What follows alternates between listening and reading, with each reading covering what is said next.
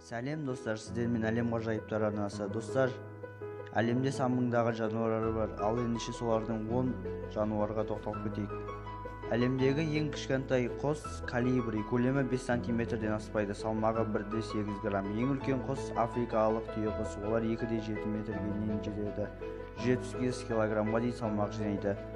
Әлемдегі ең кішкентай балық прогенетика, ұзындығы бар жоғы 7,9 мм, ал ең үлкені кит акуласы. Кит акуласының ұзындығы 15 метрге дейін жетеді және салмағы 10 тоннадан асады. Әлемдегі ең кішкентай моллюска аммоникорота, қабыршағының диаметрі 0,5 мм, ал ең үлкені моллюска ұзындығы 1,37 метрге дейін артады.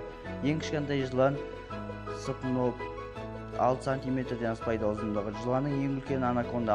Анаконда көлемінің тіркелген ең ұзын мөлшері 11 метр 43 сантиметр. Әлемдегі ең кішкентай тасбақа Homo signatus. Оның ең ұзындығы 10 сантиметр болса, әлемдегі ең терілі тасбақа, яғни ең үлкен тасбақа 2 метр.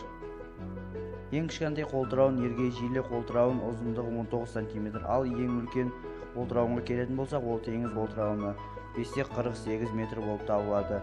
Әлемдегі ең кішкентай бақа Pedocluna amaucenis, ұзындығы шамамен 7 мм, ал ең үлкен бақа ұзындығы 50 сантиметрден асады. Әлемдегі ең кішкентай көбелек Acetosea, ұзындығы 2 мм. Көбелектің ең үлкені тауызкөзді атлас, оның ең үлкен құлашы 298 мм-ге жетеді. Әлемдегі ең кішкентай жарғанат шошқа мұрынды жарғанат, оның ұзындығы 3,3 см-ден аспайды, ал ең үлкен жарғанат 40 см. Әлемдегі ең кішкентай шаян Пинотерес деп аталады, ұзындығы бар жоғы 6,3 мм-ді құрайды, ал ең үлкен шаян өрмекші ұзындығы 1,5 метр, ал аяқтарының ұзындығы 4 метрге тең.